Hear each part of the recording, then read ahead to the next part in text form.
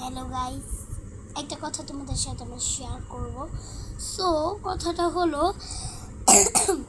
আমাদের বাড়ি একটা মেয়ের বিয়ে হয়েছে। যখন দুইটা দুলাভাই আসবে, তো মানে আমার ফ্রেন্ডের বোনের বিয়ে, এখন ওখানে দুইটা দুলাভাই আসবে, দুইটা বোনের একদিনই বিয়ে, তো দুইটা দুলাভাই আসবে, তো ভালো মন্দ খাওয়াবে না, আবার ড্রেন পরিষ্কার করে নাই।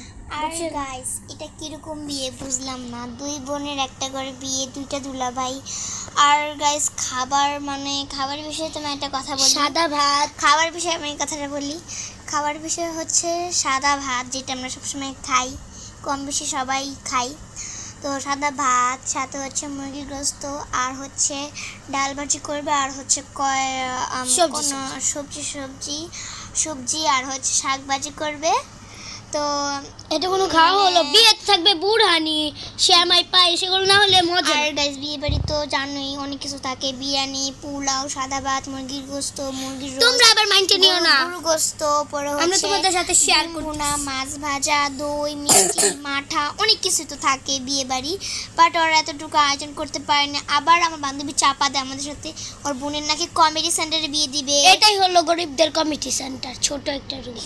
আবার ড্রেন গুবাইশা রইছে। আর গাইস, ওদের বাসায় কালকে হচ্ছে বৃষ্টি হয়েছে না, ওর বাসায় আমিও একটু বৃষ্টি হলে হচ্ছে বাসাটা ভরে, মানে বাথরুমের যে টয়লেটটা ইটা আছে, ড্রেন ভরে পানি আসে, তো পুরা বাসা এরকম একদম জঘন্য পানি দিয়ে ভরা। তো ওখানে কিভাবে যাবে, পানি তো পায়ে লাগবে। আর যার নতুন জামাই ভালোভাবে খাবার আবার হাত ধুবে না। তো আমরা বলছি যে ছোট একটা ছাদ ভাড়া নিল, তো তোরা পারতি। আবার বড় বড় কথা কয় কি 2000 বা 3000 এর মধ্যে ওই ভাড়া করেনি। তো ওদের বিয়ে, আমাদের অত তো টেনশন নেই এখন। কিন্তু তোমাদের সাথে আমরা শেয়ার করতেছি, মাইন্ডে নিও না।